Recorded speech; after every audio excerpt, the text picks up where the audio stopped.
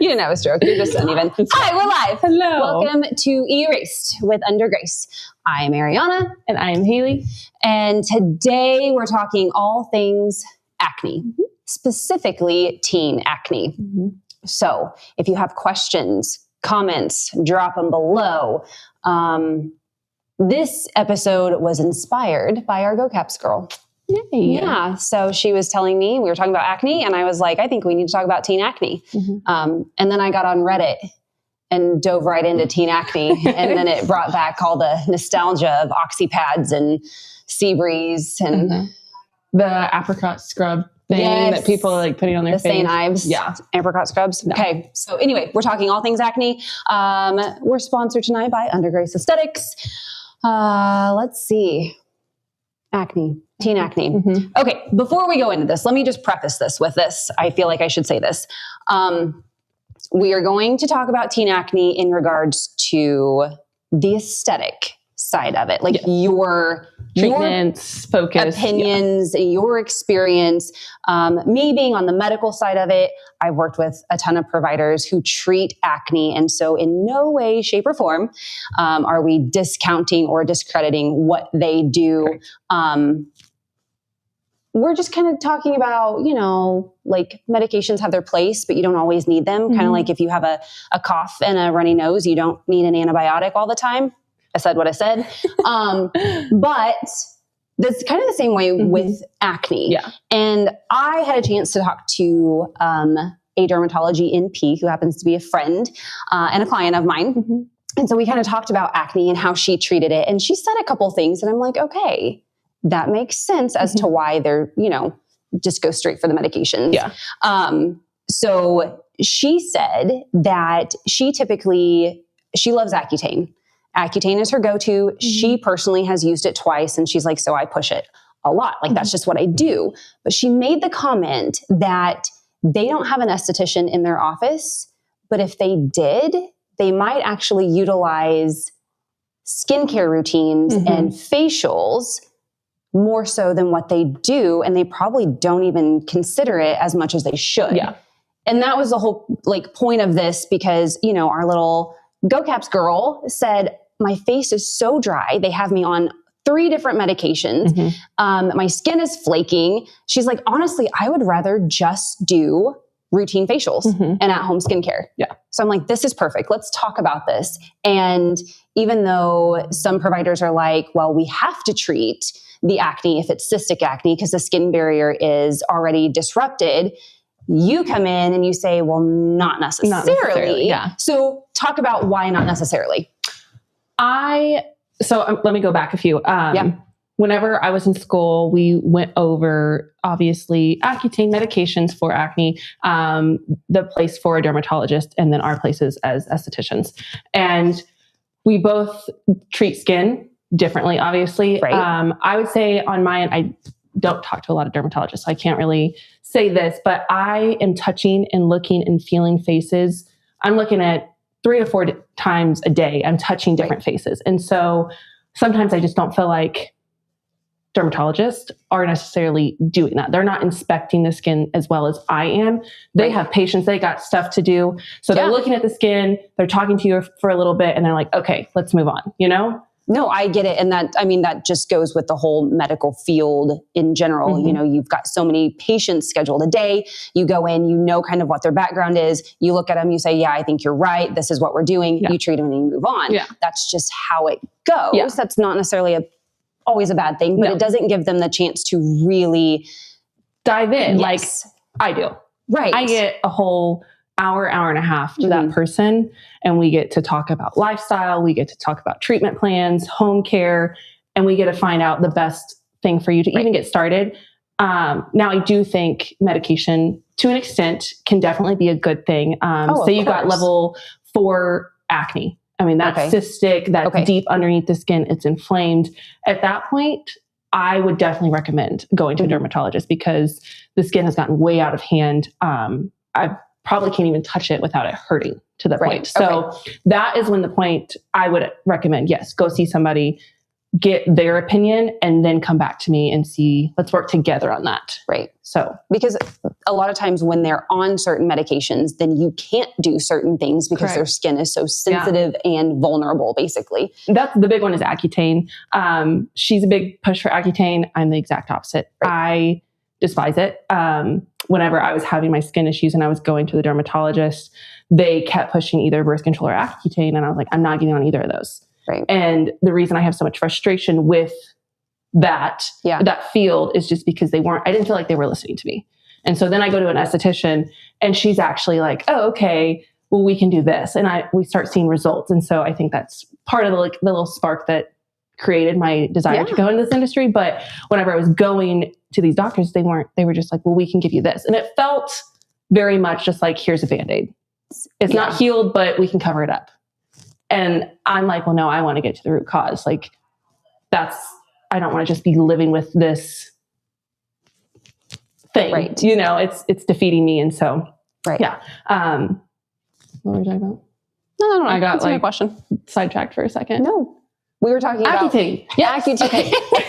I don't know. What were we talking about? I have a list and I still don't even know where we're at. Accutane. The reason I'm so against it is just because one, it's going to dry out your face, your lips, your hair. So that if you have a naturally oily area, it's great for that. But not all acne is oily. You can have dry acne. You can have dry skin and have acne. Mm-hmm. And so that's going to disrupt the barrier even more. And a happy barrier is a happy skin. If you can fix the barrier, you're on the right track. But with Accutane, you can't do enzymes while you're on it. And that's, one of the most gentle things, right? Depending on the level of the enzyme and what it is. You can't do those. You can't do after you get off of it, you have to wait at least 3 to 6 months to even start doing an enzyme. So you have to be off of that medication. And then to start doing more peels and microneedling, you have to be off of it for a year. Yeah, for a long time. And so I'm just like, nope, it messes with fertility. It messes with your gut. It's a no-go for me. I'm not saying it's a no-go for everybody because these are just my personal values and opinions. Yes. And so I wouldn't be like, no, don't go on Accutane. And again, each medication, depending on the person, has its place. Yeah. But my thing is with teens, they're so young. And yes, I remember struggling with acne as a teenager. It wasn't horrible, but back when I was a teenager, which feels like forever ago, we didn't go to the doctor and we didn't go to the dermatologist, and we definitely didn't have a good idea of what good skincare can do. But I feel like teens these days are like, oh my gosh, I have one pimple. I need to be on tretinoin, and it needs to go away. First off, you're 16. Yeah. You don't need to be on tret. I'm like, you can have a little bit of acne, ma'am. It's normal. Welcome to our world. Our hormones are fluctuating at that age. And so, it's common for both guys and girls. And then you throw in sports. Yeah. Jaden, my brother, her husband, suffered with acne because of football. Really bad right here. And then right here, he had it bad on his chin. From his football helmet and his chin guard. And you got him on some skincare a long time ago. And that actually helped. It didn't cure it just because he's a guy and he wasn't consistent with it. But it did help when he was using it. And so skincare does help. It does. You don't need to immediately go and get this super intense pill or topical treatment. Less is best for a lot of things. And then we think about sports, and we've talked about the hypochlorous acid helping to using that after wrestling practice or volleyball or whatever. And then you have to think about, okay, so yes, hormones play a huge part in it, but diet.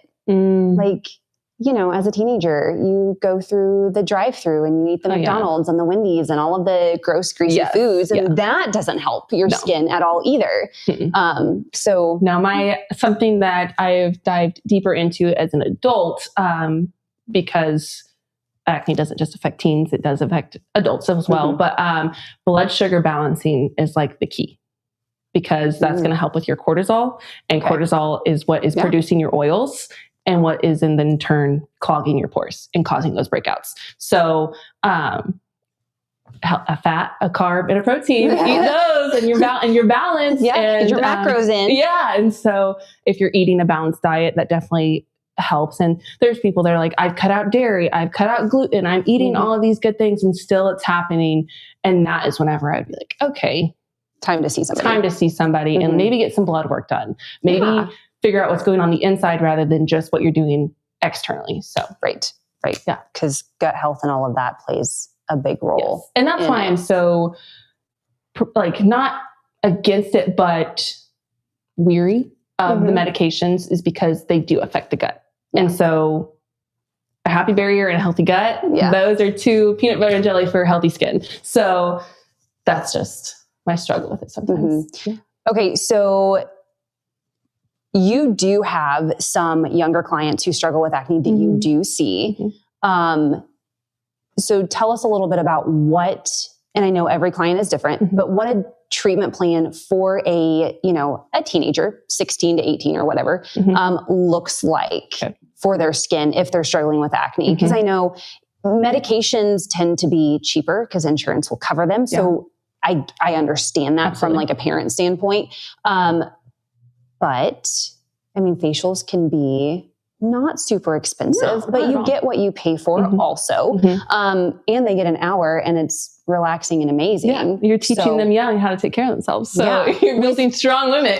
We spoil them and then we ruin them forever because they become bougie and they're like, I need facials every month. Yes. We're like, yes, you do. Yeah, actually. I agree. Actually. Everybody does. Everybody needs a facial every month. Yeah. So one of my clients right now, she started coming to me, and we were seeing each other every 2 weeks. So the reason I did that was to kind of get everything under control. We needed to get the congestion out. We needed to get the stuff out from underneath the skin because she had a lot of breakouts along the jawline, but then also her forehead was it was filled with textures, closed comedones, things that just needed to come up. And it took probably, I think, 3 treatments every 2 weeks for us to finally start seeing those results. And now we're back on to once a month. So what do those treatments look like? So we did a lot of extractions. That was a heavy portion of it. And I only did the extractions where I thought they were appropriate. If I felt like they were going to damage the skin, we would move on. I'm not going to I don't want to cause any more trauma to the skin. If a blemish isn't coming out, it's not ready. I will. What? No. You need to cause more damage to the skin. I am such I can feel it in there, and I'm going to squeeze it as hard as I possibly can. But then the next day you have this ginormous mound that still is there, and you didn't get it actually. So, I did the extractions that I thought were the best. Gentle, we did. So we cleansed. We did exfoliation, which was enzyme, and I have osmosis products. So it's kind of like I can customize each enzyme however I wanted to do it. So if her skin was dry this time or drier this time, then we would add some hyaluronic acid, or we would add some willow herb to help calm things down. But the main thing that I would put in there is my blemish powder. That's going to help kill out P. acne bacteria. It's going to calm the blemishes that are already there and clean those up. So mandelic acid, blemish powder, and then willow herb, or my 3 go-tos. So the mandelic acid was going to help calm the pigmentation. And that also is antibacterial. So it's going to help reduce that. Willow herb is going to calm with the redness and the inflammation, but it also is antibacterial. So the whole point of an acne facial is to reduce bacteria. And then the blemish is obviously going to kill the P. acne as well. So perfect. Yes. And then we would do extractions after that. After that, we would do a mask that I felt was best for her. I would alternate between my charcoal mask. This was during the summer that we were doing this. She had a lot more oil. So I was like, let's do some charcoal, dry it out a little bit. And then as we've gotten into these winter months, she's gotten a little bit more drier. And so we've switched to my Hydrolux mask, which is balancing out the oil. Nice. So we switched to that. After that, we do some LED therapy. So do you do blue light for her? Depending. Okay. It depends on the service. Like if I feel like she needs, because I also have violet, so I can mix. My acne version mode of the therapy has red and blue light. So the blue light is going to help kill the P. acne bacteria. Right. You're going to hear me say that a lot. And then the red is going to help calm the skin. And so you kind of need both. Okay. Yeah, that makes sense. So I was doing strictly the the blue light, and we've kind of switched over to leaning more towards the red because the blemishes now that we're seeing, they're not like, it's just pigmentation really right now that we're kind of working on. Forehead, it's smoothed out. These blemishes right here, they've calmed down. There's not as many. We're really just kind of dealing with evening out the skin tone now. Okay. So, and we have before and afters of her skin, don't we? So can we throw those up, please? Yes. Yes. Yeah. So you can see along her chin where she that had was all of a big problem area around her chin, around her mouth, her forehead. I can't see it super close, but look at that. Yeah. Okay, so tell me the time frame. Like where is this? Like she started, and then how many treatments later is the after that you took? Do you remember? The very first facial that we seen each other was August. Okay. And then that last one was last month, so November. So okay. Yeah. So, I mean, again, that was 4 months. That's only 4 months. Yeah. Which I feel like is really good. But again, I know probably medications maybe would have treated it sooner, and we are definitely an instant gratification society now. Yeah. We want what we want, and we want it now, and when we can't have it right now, then we get impatient and frustrated. And that was all with her home care as well.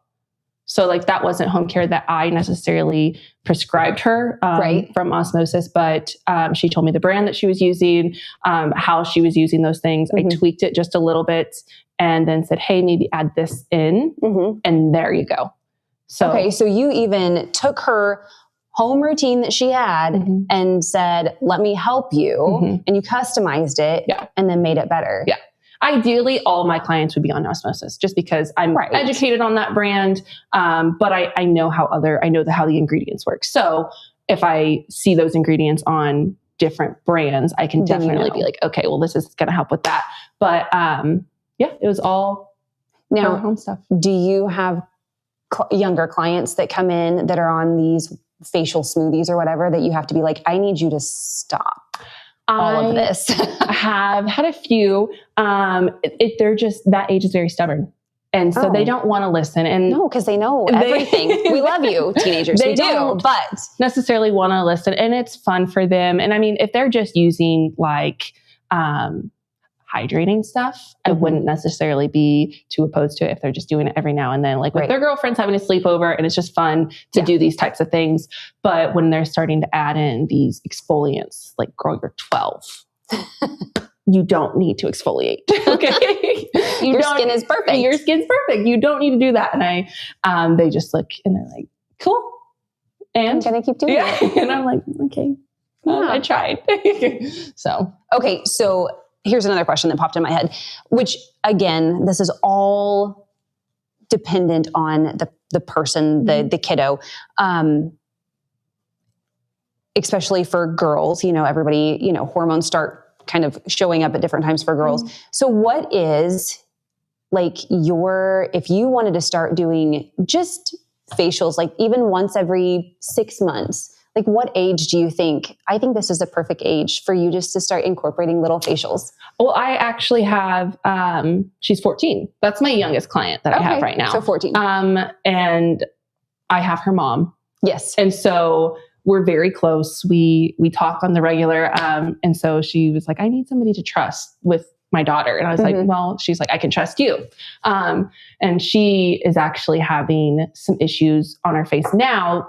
She's in wrestling. And so that will get you just being on the mat, wrestling next to, you're constantly touching sweaty bodies. Yeah. Like your face is smushed up against it all the time. And not only do they have facial acne, then I start seeing kiddos who have like the chest and the back. Yeah. And it's just because everything's gross. Everything's changing in your body. You're touching things, you're touching bacteria, things that they clean the mats or anything with that you might have sensitive skin, and you're getting now a reaction out of that. And it's like, what do you do? Well, at that point, make sure you're hydrating your skin, you're calming the barrier, maybe use an antibacterial soap every now and then after a really sweaty practice or something like that. But As long as they're doing the basics, it's just like, you're in this right now, you're in this practice season. And so as long as you're touching that mat or you're doing whatever it is, it's going to be there until you kind of get away from that. Your body doesn't like whatever is on that mat or that person or whatever all of the bodies. All of the bodies. Facials, I mean, if they did it every other month starting out when they're younger, and I mean, they can do the mini facial. They don't need to do an enzyme every time, like an enzyme every 2 months at 16. I mean, and just kind of prepares them for later on. One, it's teaching them how to take care of themselves. Right. And properly, right? Like doing it correctly. They're not doing a 10-step routine. Cause I was one of those girls. My mom took me to Marshalls or whatever, and they have that whole area of all these serums. And I'm like, I need this one and this one and this one. And it's so fun to do. But then it's like, what am I doing actually? Yeah. What am I actually doing? Because you really don't need 10 steps. How many do you need? Whatever. I mean, that's customized to everybody. Right. I think my sweet spot is 4 max. Okay. And that makes sense. 4, and that's, I mean, you're cleansing. Right. I do a serum morning and night, moisturize, and then SPF in the morning. And then at night, I just have 3 steps. So topical. I do other things like lymphatic drainage and stuff, but I'm not putting more than 3 products on your face. On my face. So what is one thing that you would tell your teenage clients not to do? Is there something that you're like, you see or you hear about? Because I know you have like youth group. Is there anything that you're like, oh my gosh? My girls, I love them so much, but they are now thinking about prom because I have 11th grade girls. And so this is their year going into prom. They're like, I've got to start tanning. Oh, don't do that. Don't do that. And I know it because I did it in high school. I always tanned. It was, I would go after school, best 10-minute nap of my life. I hated it. I got so bored. Like, when it was over. But it's terrible for you. And you're just asking to look like a leather bag when you're older. So do your girls use, what did she say? 3 minutes. 3 minutes. Got it. Do your girls use like the Tinkle razors? Do you hear them using that, like to dermaplane their face? Oh, my sister has that issue. Thank you for reminding me. Shelby, stop it. Oh, you got called out on live. No, they don't do those. I've told them a lot of things. Good. I told them to wear their SPF. They just look at me like, oh my gosh, Haley's on her tangent again. It's like I'm a mother to 12, 17-year-olds, and that's scary. That's frightening. That's absolutely terrifying. I'm the big sister, and I have to tell them what to do and what not to do. Good. So yeah, that's good. But no, I mean, a tip, just don't tan in a tanning bed, and start wearing your SPF. Yeah. So you'll thank us later. Don't sleep in your makeup. Oh my gosh, do not sleep in your makeup. Yes, just do a solid routine, at least at night. So yeah. Perfect. All right. So there was a lot of information thrown into that time span, but you do kind of specialize in acne. So if you're watching and you've got acne, or you've got a daughter who's got acne, or even a son who has acne, Haley, you do consults. I do. And consults are great. A great way to come in, talk, figure out a good treatment plan, and then you kind of move forward from there. So if that's something that you are interested in or want to do, you can call us at 417-322-6299, and we would love to take care of you. So we hope you enjoyed this, abundance of information. Yes. You're welcome. And have a great night. Merry Christmas. Merry Christmas.